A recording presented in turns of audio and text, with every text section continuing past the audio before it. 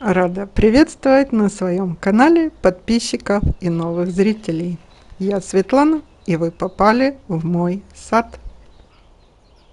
Смотрите, какая у меня невероятная лилия расцвела. Посадила в этом году лилии вот в эту аллею кипарисовиков Ивонны.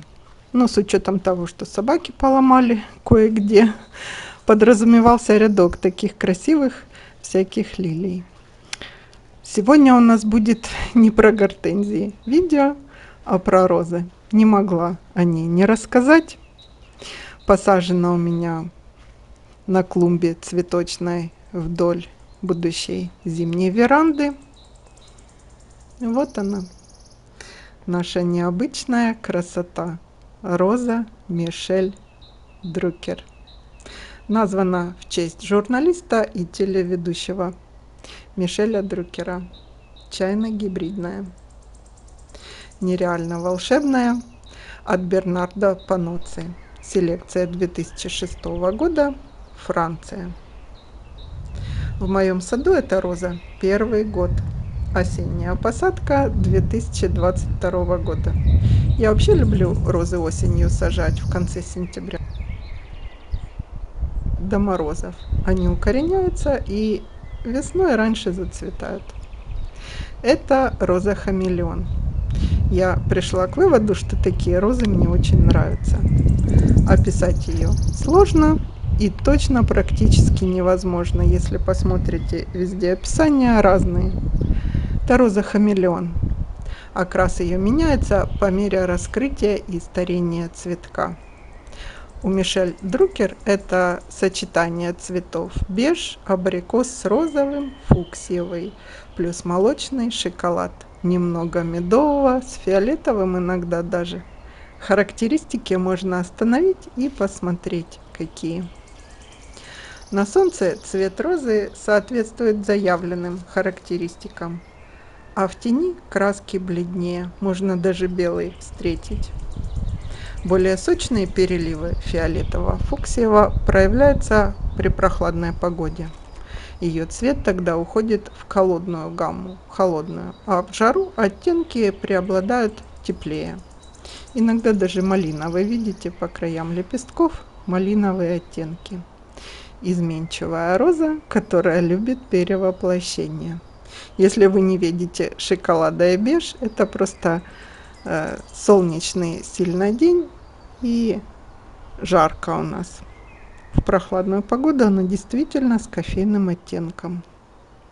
Первый бутон выдала одной из первых в саду, и этим удивила. В каплях дождя. Прямо капли стоят на лепестках. Размер цветка средний. 8, 10, 12 сантиметров. Сам цветок махровый, до 25 лепестков. Серединку показывает в самом конце раскрытия или вообще ее не видно.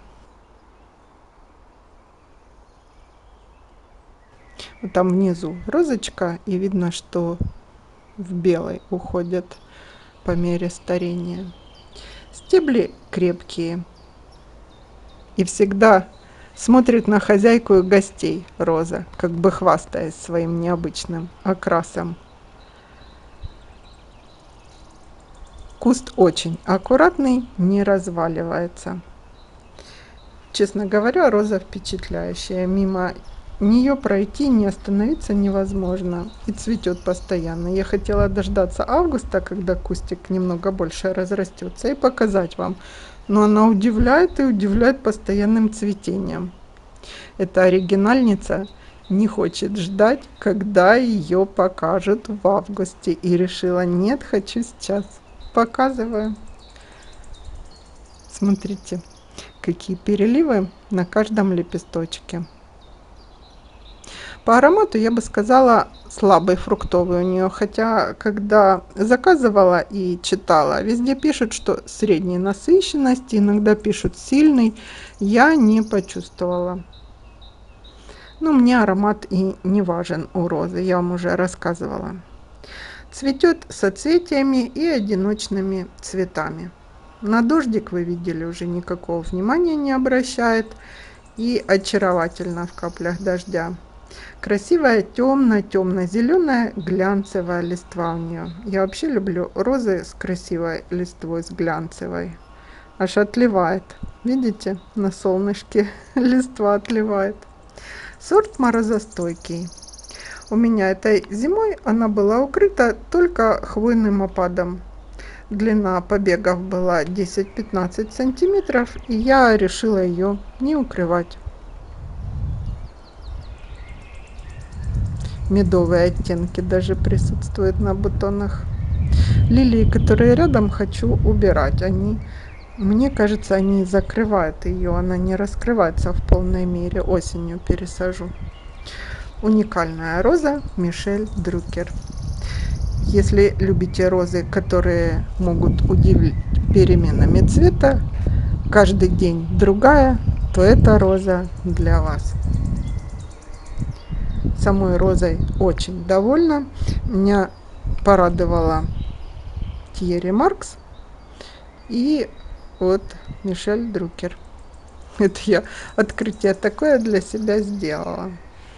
Нравится по утрам, когда по саду проходишь, и смотреть, как изменился по цвету ее цветок. Вчера был такой, какой он сегодня.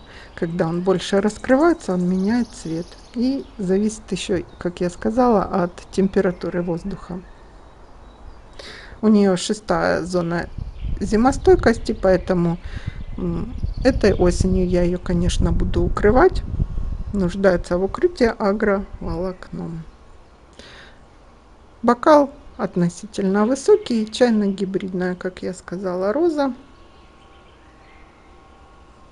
На сегодня у меня все. Встретимся через несколько дней в следующем видео. Про что буду рассказывать, не знаю. Сейчас так много всего в саду. Всего хорошего.